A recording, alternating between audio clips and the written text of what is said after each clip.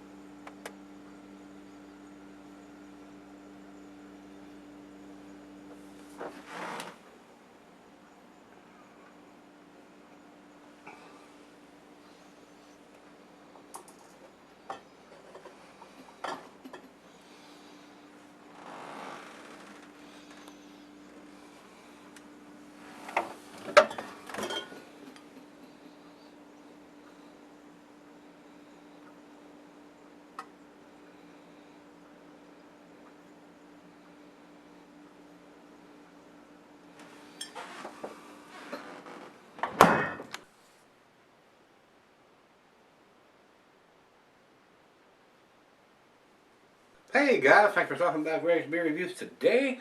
Today's beer comes from Wyndridge Farm Brewing. It doesn't say that here, but it's Wyndridge Farm, and they're out of Dallastown, Pennsylvania. And guys, I actually picked this up at the Barrel Chest out when I went out to see Martin and the guys when Rico was in town, and had not seen any of their beers before, so they are distributing down here now.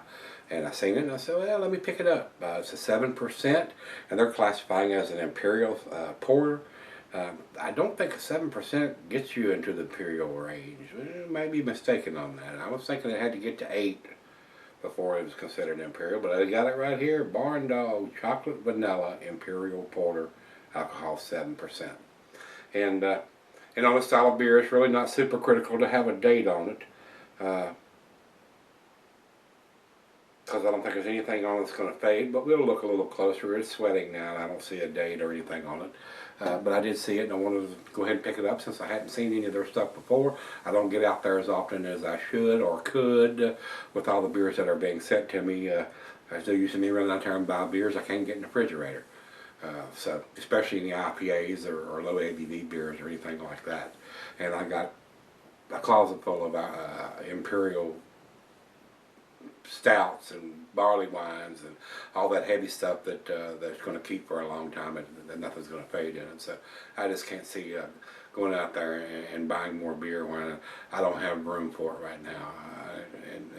And basically everything that he's got out there, unless it's a newer version of a brewery that's already been available, I probably already reviewed it anyway. So I just assume save the space for the beers that all you guys are sending me that I cannot get here, that aren't distributed in Virginia.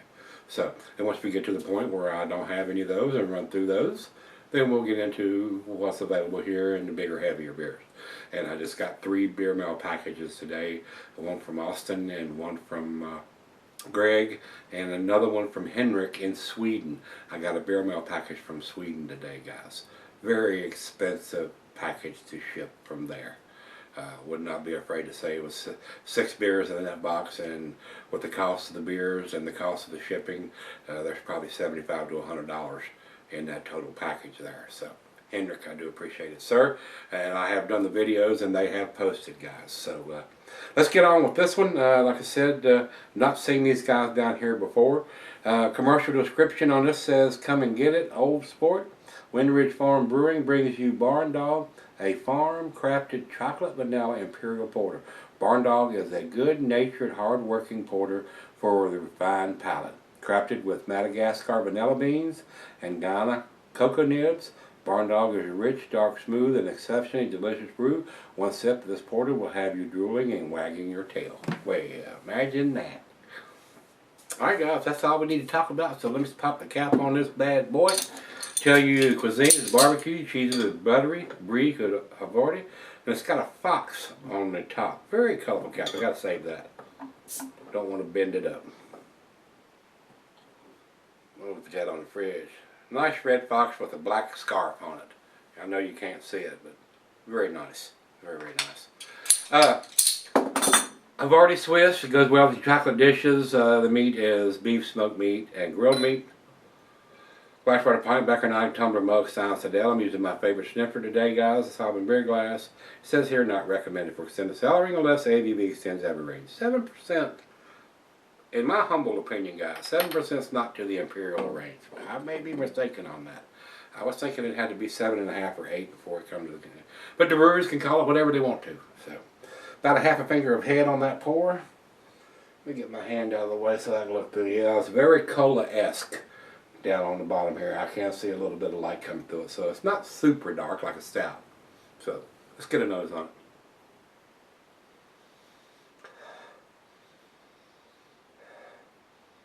Rich roasted malt. A little bit of sweetness on the back end. Not getting a huge amount of vanilla.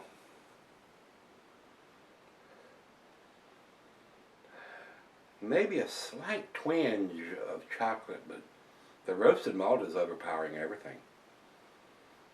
On the nose anyway. So let's dive in and see what we got. Cheers, everybody.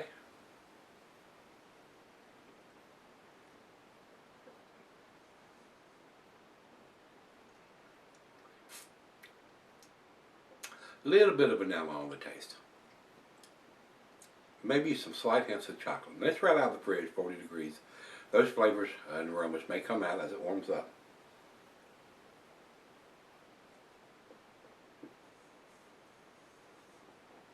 It's got a very pleasant taste. The alcohol is very well hidden for 7%.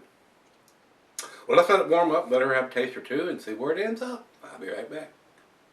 Alright, I'm back. Got a little left here. Very subdued kind of beer. More like a transitional porter to me. And guys, like I said, I'm not really sure this would be classified as an Imperial at 7%. Might be wrong there, but very one-dimensional. A lot of roasted malt. Alcohol is well hidden, so you know it's well-made beer, but not getting any super big vanilla or chocolate in this beer or anything like that. To me, it tastes like an average porter. And as far as dating or vintage, I don't see anything on the bottle at all that's written. But like I said, I don't think there's anything in here unless the vanilla it fades over time. I'm not exactly sure. I've never cellared a vanilla infused beer or something that's done with vanilla. But decent beer, but definitely not outstanding. Definitely not world class. Very easy drinking. Like I said, that'd be a good transitional beer to get into something that's between a 5 and a 7%. If you wanted to try a porter. So, final chug.